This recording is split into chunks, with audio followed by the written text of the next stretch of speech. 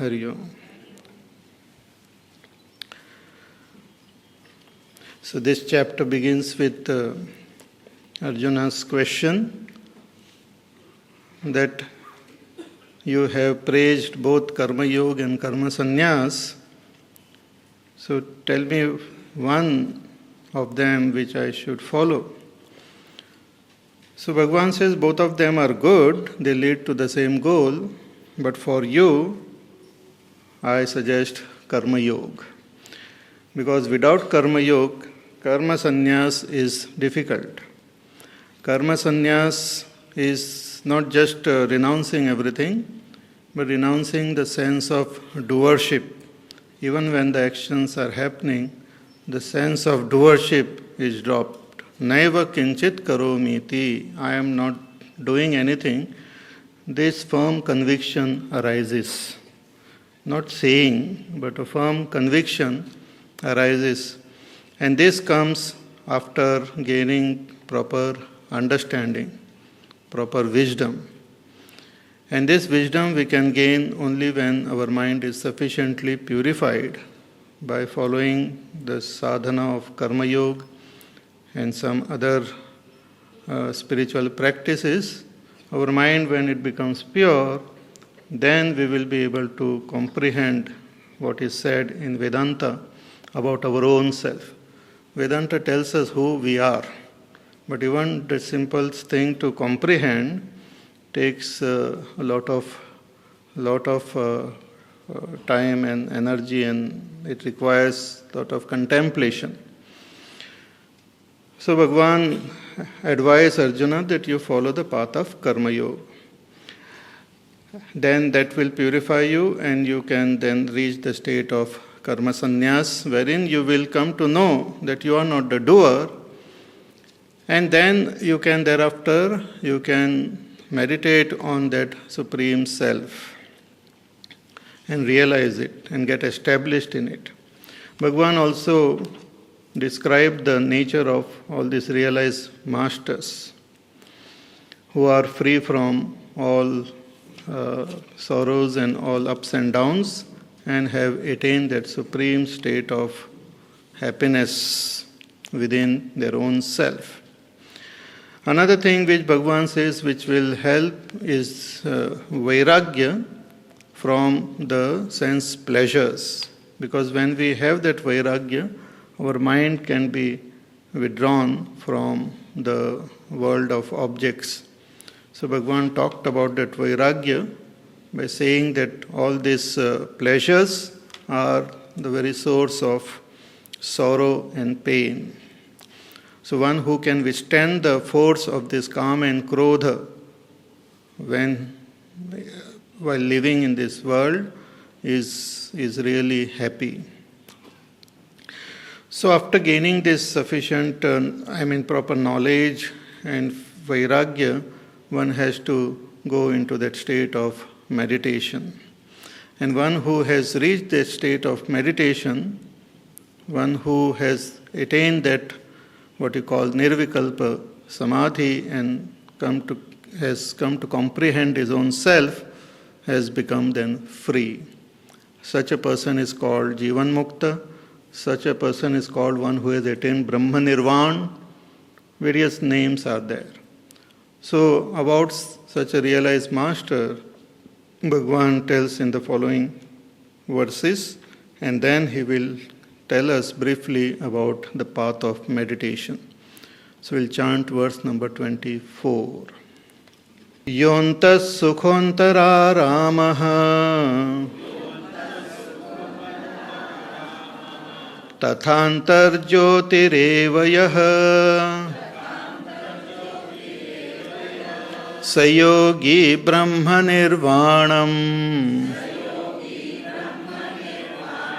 brahma bhutodhigacchati yontas sukhontara ramaha tathantar jyotirevayah sayogi brahma nirvanam brahma bhutodhigacchati. Such a yogi who has followed the path of karma yoga, karma, jnana marga, karma sannyas, has attained vairagya, and one who has meditated on the self, such a person gains that state of Brahma Nirvana. But what is that state? What is the experience, or what is the state of such a person? Bhagavan says, Yo antas sukhaha. There are 2-3 pointers important mentioned here. One is, such seeker has become antas sukhaha. His sukha is antaha, in the Atma itself. He derives bliss and happiness in his own self alone. Antas sukhaha. Not bahis sukhaha, not indriya sukhaha, not mana sukhaha, but antas sukhaha. See, it's like the sun. We see the reflection of the sun in the waters. Different types of waters, we see the reflection. They are also quite powerful, the reflection. And if the water is clean, the reflection is more clear. But it is totally different to directly comprehend the sun itself, which is free from all reflection. Similarly, all the sukha which we attain through the senses, through the mind, is like a reflected happiness of the self. But a yogi who has shifted his attention on his self experiences that joy of his own self. Antas sukhaha, inner bliss, inner happiness, happiness of the self. Therefore, he is also antararamaha. He is one who revels in his own self, who plays in his own self, or who revels in his own self. Atma Ramaha. No, there is no no desire or motivation to revel in anything else. Atma Ramaha. See, all these terms, we might not fully comprehend them. But as we progress on this path and as we go through it, we will be able to see this. It's like a person is told that if you go on this road, you will see those milestones on the way. When you see this milestone, you know that you are very close to your destination. Similarly, these are the milestones. When we arrive at this milestone, we know that we are close to our destination. And what is the milestone? Antas sukhaha and antararamaha. One has derived sukha, one has experienced sukha in his own self, and one revels in his own self. And antar jyotihi, and for him the Atma alone is the supreme light, supreme consciousness, supreme knowledge. He is of inner light, not external light.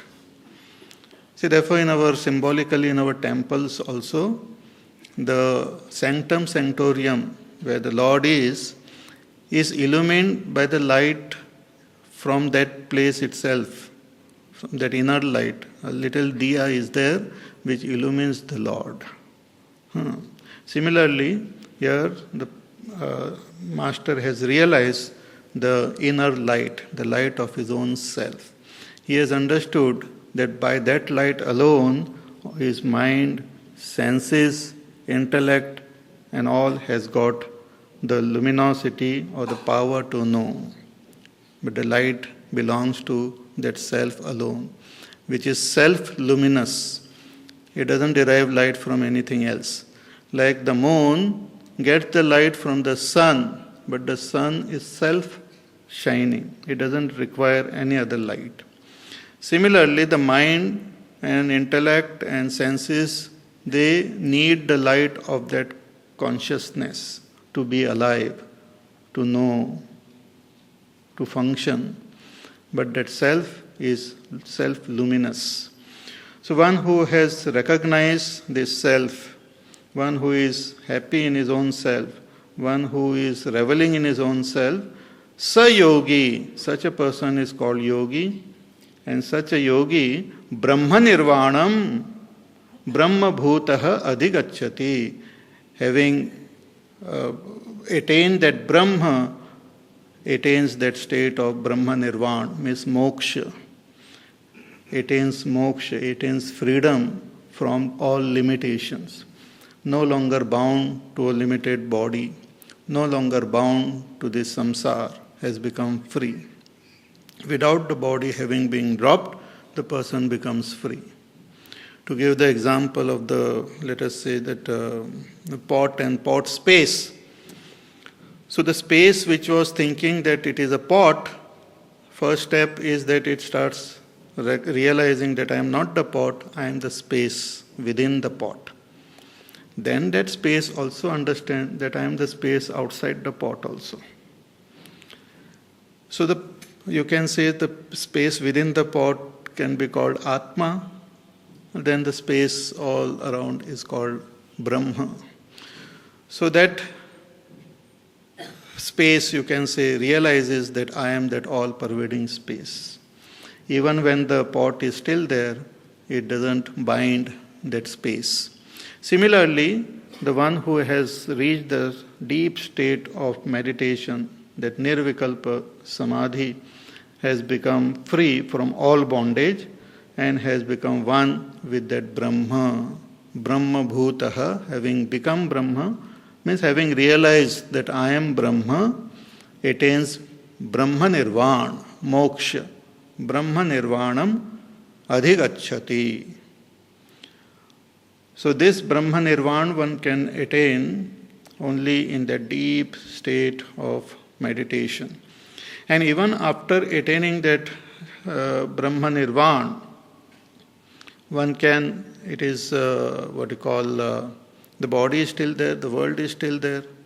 The Mahatma still looks at the world, but the whole vision has changed. He's called a realized master, a Jivan Mukta. Jivan eva Mukta. Even while in this world, he is free from all bondage. About the same Jivan Mukta, some two more verses are there, and then Bhagavan will tell us about meditation. So, verse number 25. Labhante Brahma Nirvanam Rishayakshina Kalmashaha